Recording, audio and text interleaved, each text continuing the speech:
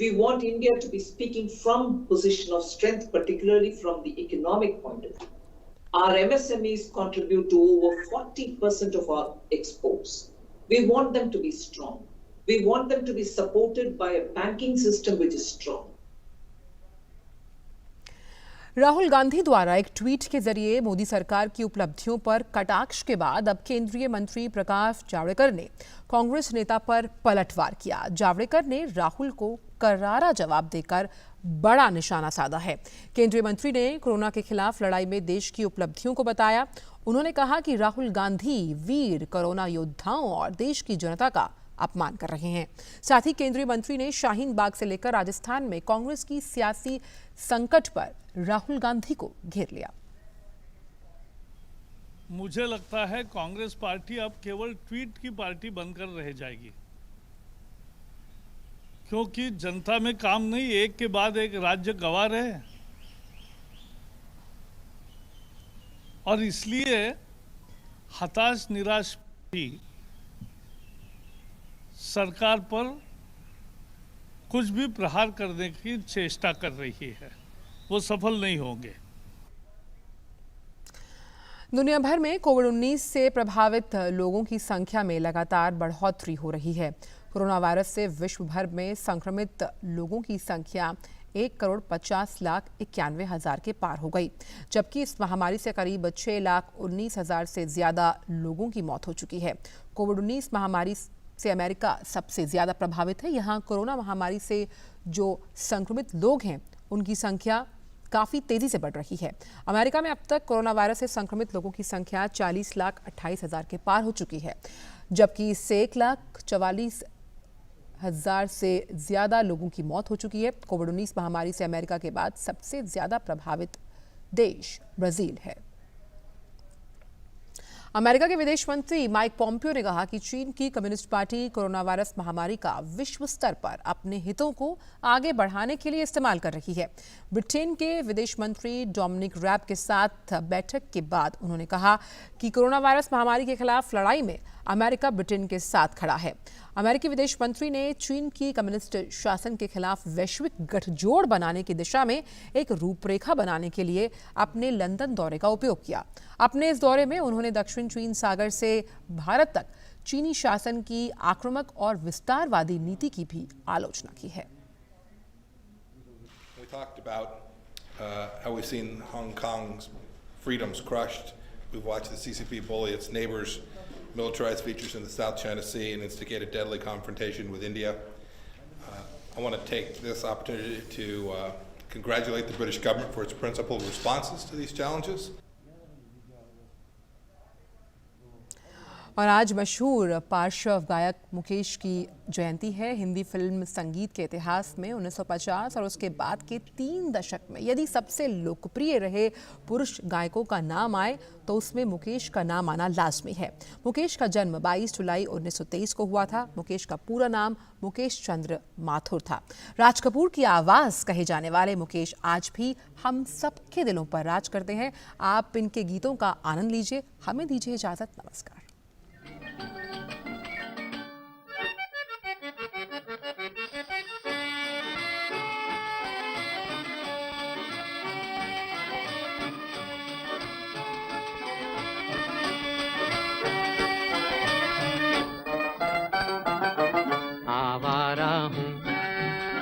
आवारा हूँ या गर्दिश में हूँ, आसमान का तारा हूँ। आवारा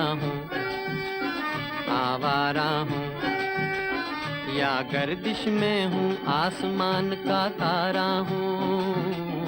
आवारा हूँ।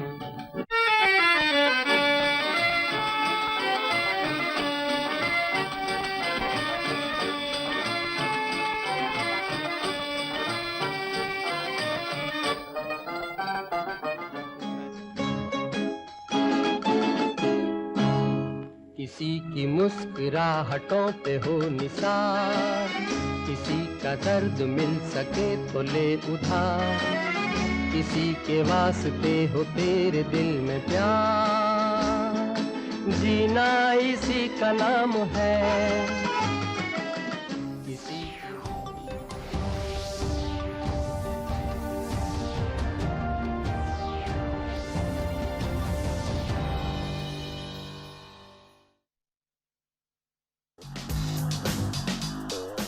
perfect time for me to be at home and spend 24/7 with my family members. So are you also doing the household work, the mopping, the dusting at home? Yeah, Olympics is going to be the biggest target for us. So next year, latest news what we received is they are expecting a tournament, Asian Champions Trophy in the November. So it's now time to play a quick rapid fire round. Who is the most funniest player in the team? Apart from you. Mantiman Sunil.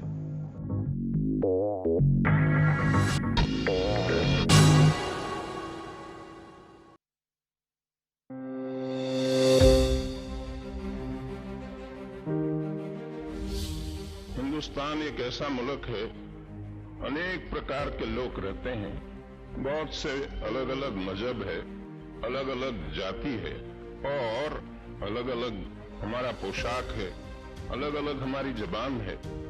ऐसा कोई मुल्क दुनिया में नहीं है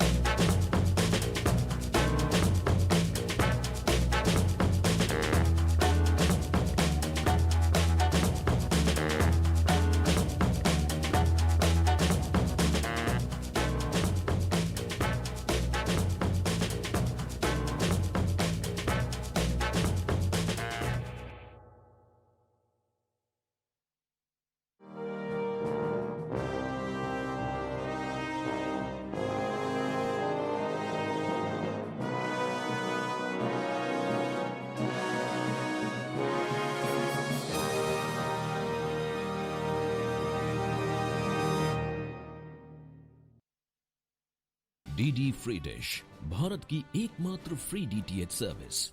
अब देखिए आपके अपने पसंदीदा channel DD news channel number 1 पर, डीडी नेशनल चैनल नंबर 2 पर, डीडी भारती चैनल नंबर 60 पर और डीडी इंडिया चैनल नंबर 84 पर। डीडी फ्री डिश, मनोरंजन का संसार सीधे आपके द्वार।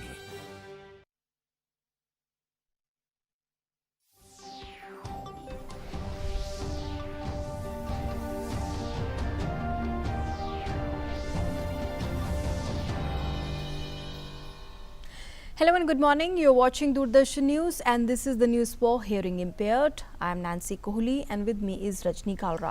Let's begin with the headlines. Prime Minister Modi to deliver the keynote address virtually at the India Idea Summit today. The summit will discuss about the India-US cooperation in a post-COVID-19 world.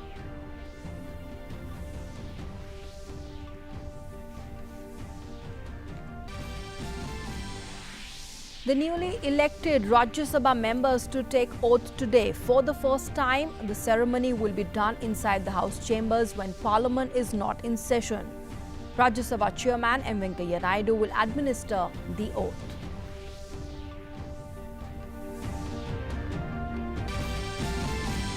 The serological survey shows that only 23.48% of the Delhi population developed the COVID-19 antibodies.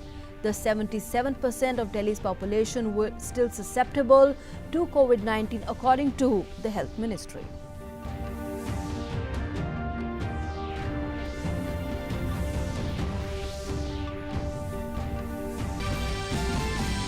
Over 7.24 lakh people in India recover from the COVID-19. The mortality rate falls further to 2.43%. Recovery rate improves to 62.72%.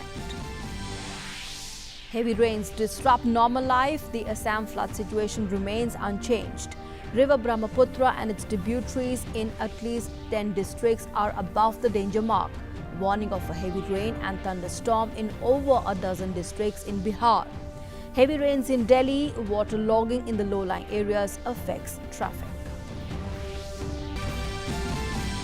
The war against COVID-19 around the world continues. Over 1.5 crore COVID-19 cases reported globally. The death toll crosses 6.19 lakh.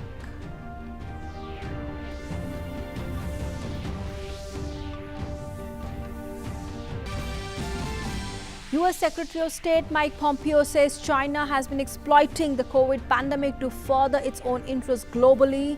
Mentioned aggressive and expansionist policy of the Chinese regime from South China Sea to India. Also says that each country should behave in accordance with international system.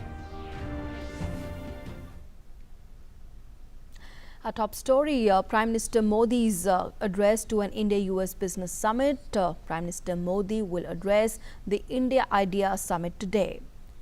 The summit is being hosted by the US-India Business Council on its 45th anniversary. The summit brings together officials from India and the US for setting a post-COVID-19 agenda of cooperation. The theme for this year's India Idea Summit is Building a Better Future. The summit will witness discussions on areas including India-US cooperation and future of the relation between the two countries in a post-pandemic world. The participants in the summit will discuss the wide range of topics including the impact of COVID-19 on the global supply chain and the healthcare collaboration between the US and India. The virtual summit will feature high-level presence from Indian and the US government policy makers, the state-level officials, and thought leaders from business and society.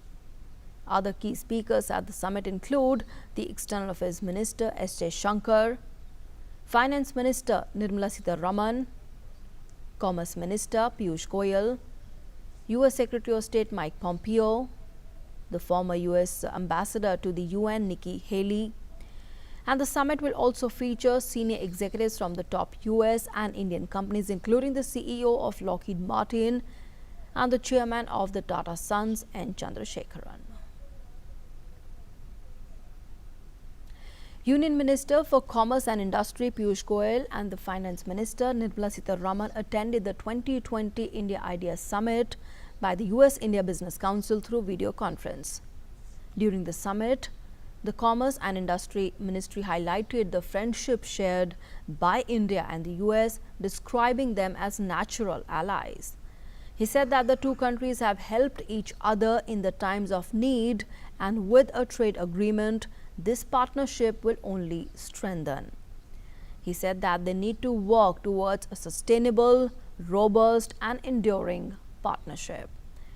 If not a free trade agreement, they can work out a preferential trade agreement with the corresponding activities for Indian businesses in the US. We need to work towards a much more sustainable, a much more robust, a much more enduring partnership in the form of a free trade agreement to which India is willing to work with an open mind, with a willingness to open our hearts and our markets with a corresponding opportunity for Indian businesses in the US.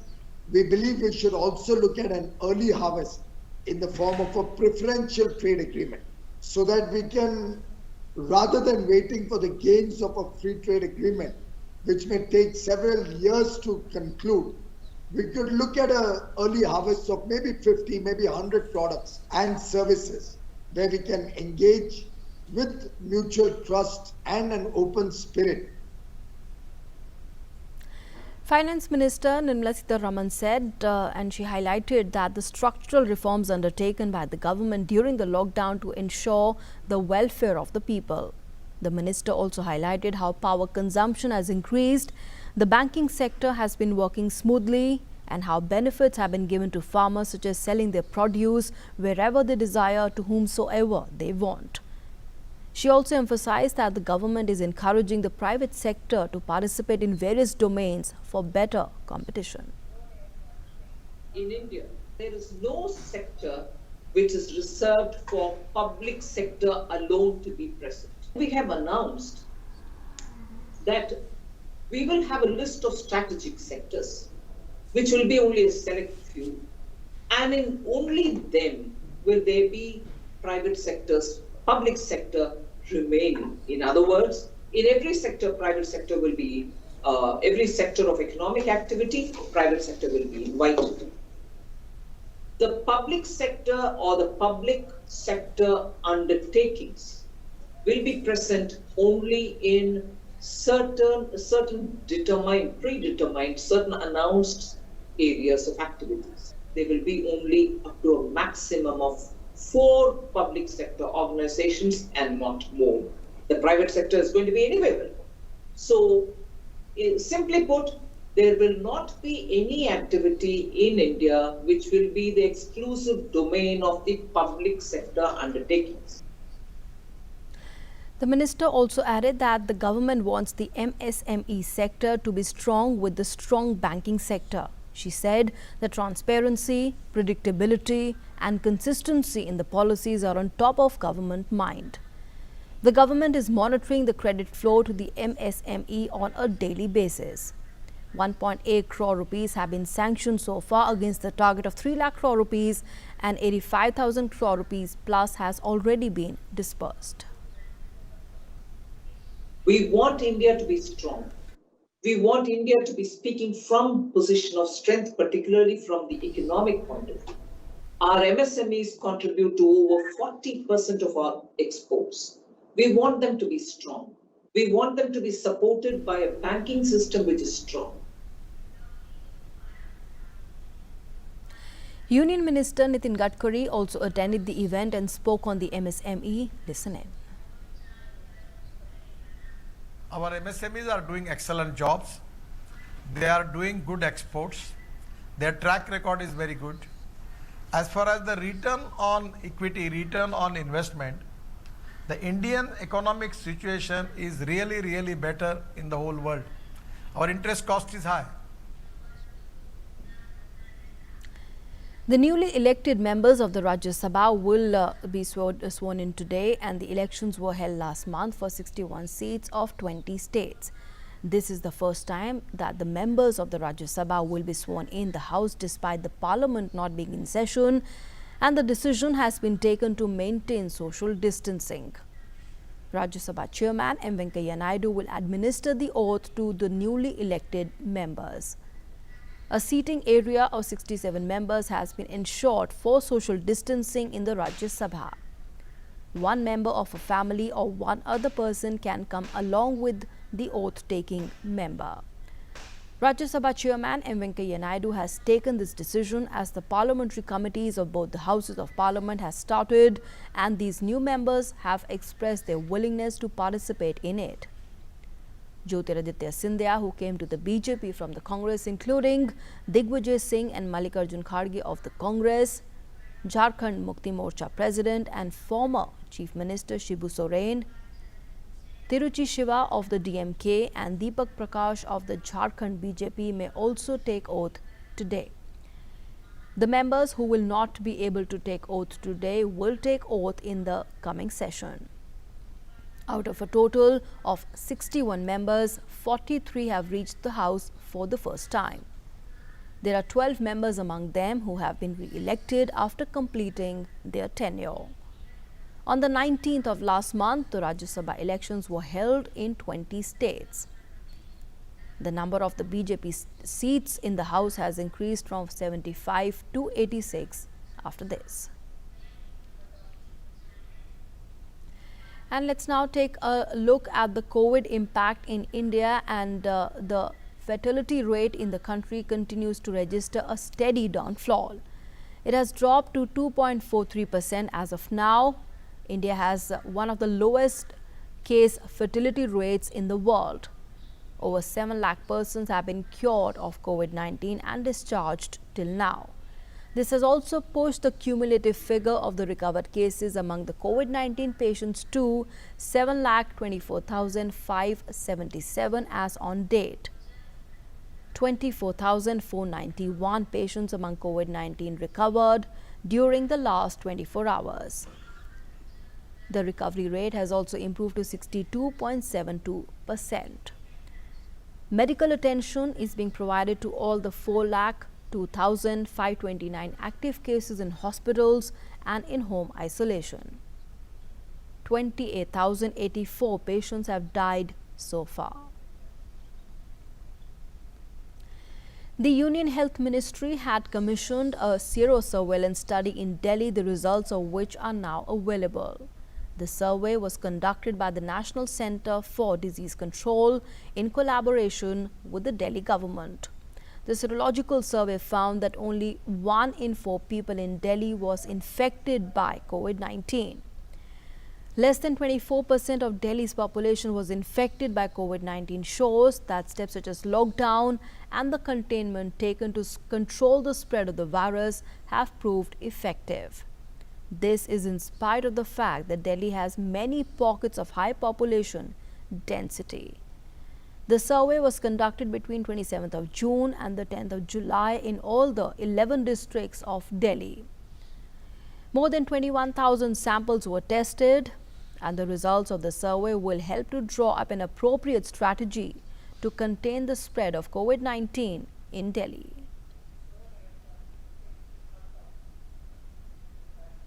Measures और जो containment measures एक aggressive रूप से लिए गए, जिससे कि शुरुआत से ही हम लोग इसको इन्फेक्शन को एक उग्र रूप लेने से रोक पाए, वो एक हमको इसकी सफलता की ओर भी ध्यान दिलाती है.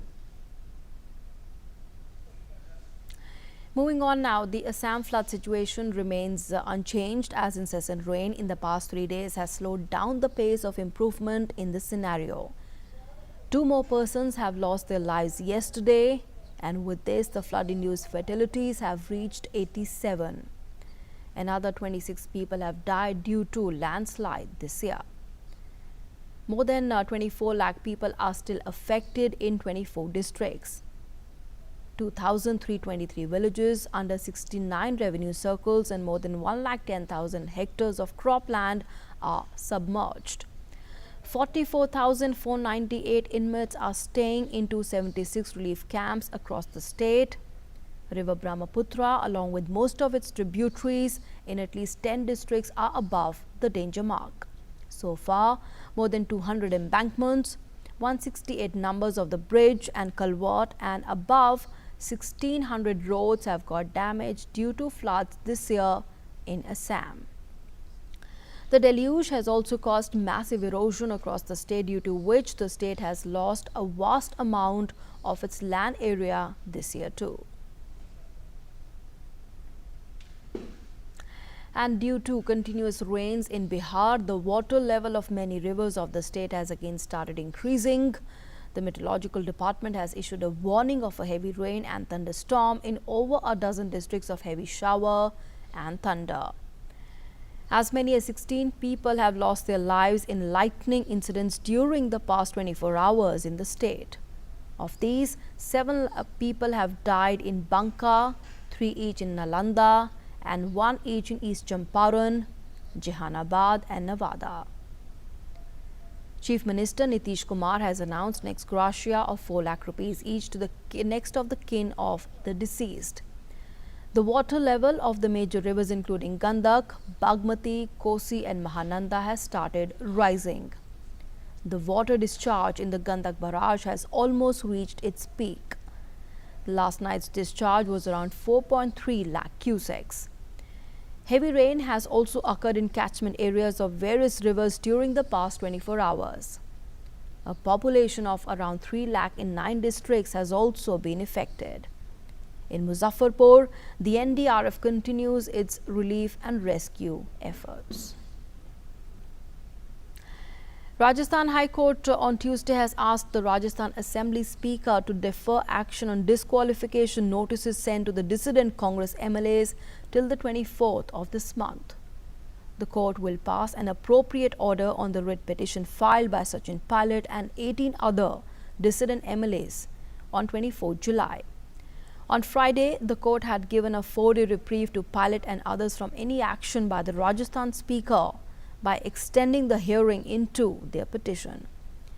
Pilot was sacked as the Deputy Chief Minister and the President of the Rajasthan unit of the Congress Party after he rebelled against Chief Minister Ashok Gehlot. The mortal remains of Madhya Pradesh Governor Lalji Tandon were consigned to flames at the Gulala Ghat in Lucknow last evening. The last rites of the veteran leader were performed with full state honours. Defence Minister and MP from Lucknow, Rajnath Singh, the Governor of Uttar Pradesh, Anandiben Patel, and the Chief Minister of the state, Yogi Adityanath, were among the many who bid adieu to Lalji Tandon. Uttar Pradesh government has announced a 3-day state mourning on the demise of Lalji Tandon.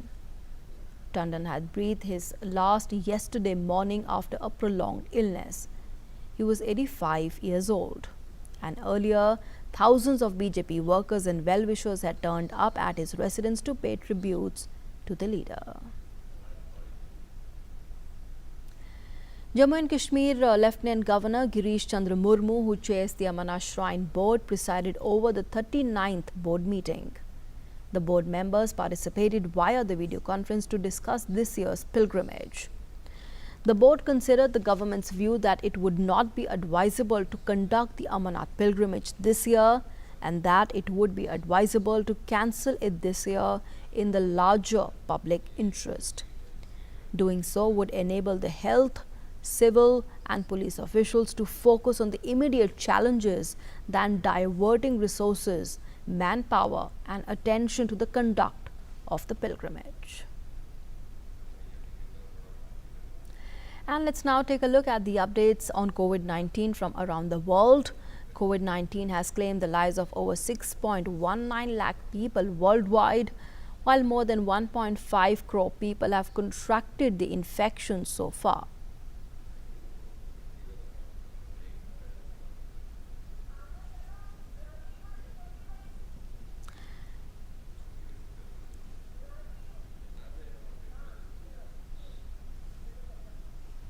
Moving on now, a commission linked to the Organization of the American States has asked the Brazil government to take steps to protect the indigenous Yanomami and Yekuana peoples from spreading the COVID-19 pandemic.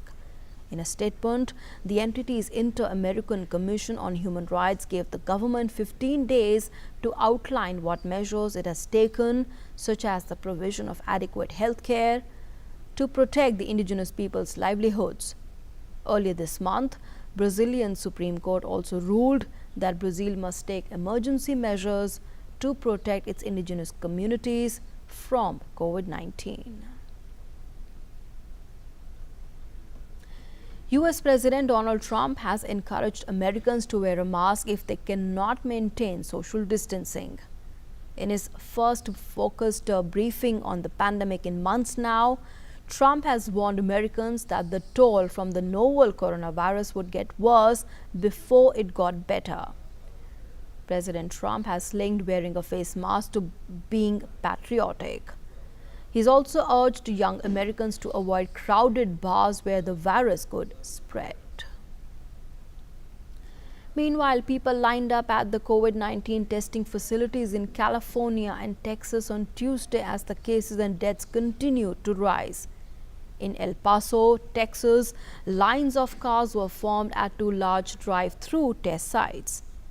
Over 4,000 people have lost their lives in Texas, while over 3.41 lakh people are affected from the COVID-19. In Northern California, long lines were formed at 2 walk-up testing sites in Santa Clara County, that's south of San Francisco. The facilities are providing tests free of charge without the need for an appointment or any referral from a doctor. California on Tuesday became the second US state after New York to report more than 400,000 COVID-19 cases. At least 16 states have reported a record level of currently hospitalized COVID-19 patients in July, and the cases have set single-day records in 32 states this month. Californians are getting their lockdown logs tended to outdoors from Tuesday in accordance with new protocols introduced by the governor. The governor has said that hair salons and barber shops could offer services outdoors during the COVID-19 pandemic. The announcement has provided relief to salons that closed in March under the stay-at-home order, were allowed to reopen in May and then closed again on 13 July, when the governor had shut down the indoor businesses in counties on the state's monitoring list. And in Mexico, COVID-19 testing is being done in large scale in the Mexico City's barrios that are under red alert for COVID-19 infections. The scheme has been rolled out in 32 suburbs in the capital that has slipped back into red alert, with the families turning out to get themselves tested.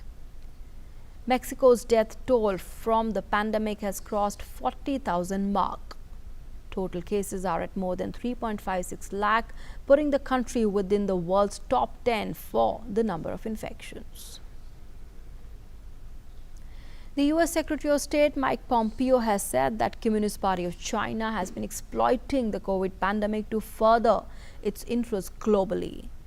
After meeting with the UK Foreign Minister Dominic Raab, he said that the US stands with the UK in the fight against COVID.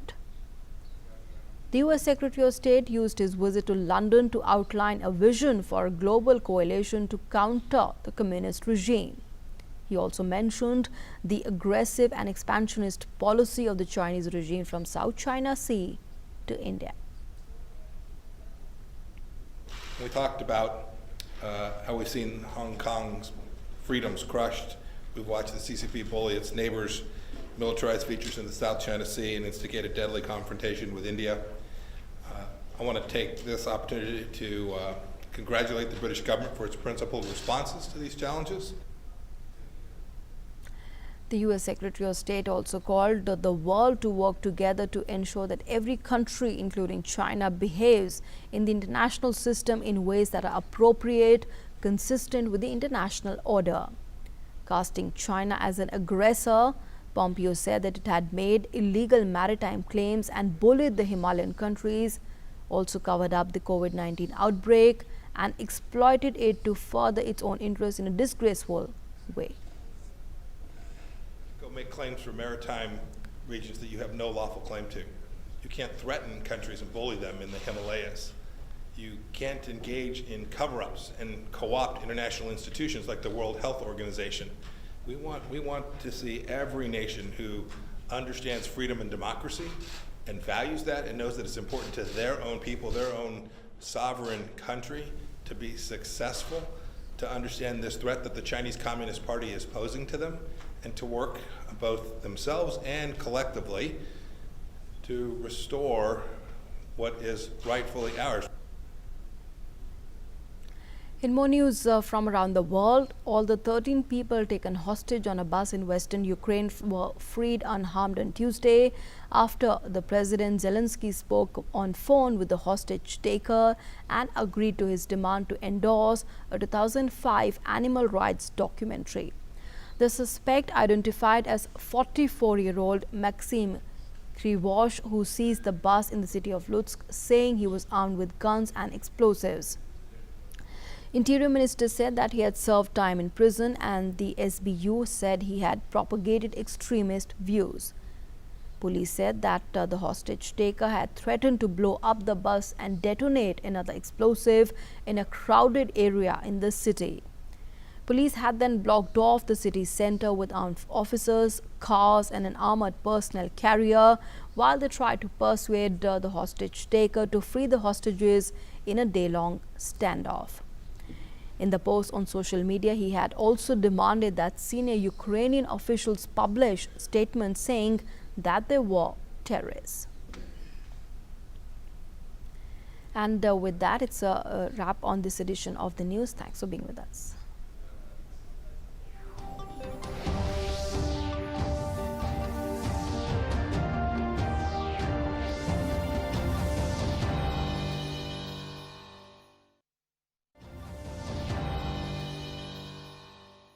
इन शहरी बस्तियों में अब राष्ट्रीय शहरी स्वास्थ्य mission Haryana के तहत शहरी प्राथमिक स्वास्थ्य केंद्रों के माध्यम से गर्भवती की जांच व सुरक्षित प्रसव की मुफ्त सुविधा उपलब्ध करवाई जाती है, ताकि आपकी ममता और खुशियां कायम रहें। तो याद रखिए, गर्भवती का नाम तुरंत दर्ज करवाएं, उसकी पूरी देखभाल करें और डिलीवरी अस्पताल में ही करवाएं।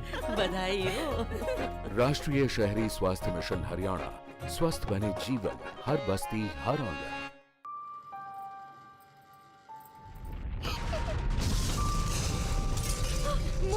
Munni, where are you? Munni! They built their house with technical guidance. That's what saved them today. Otherwise, find out your earthquake zone and seek guidance from a structural engineer. You are safe if your house is safe. Always ensuring your safety. NDMA.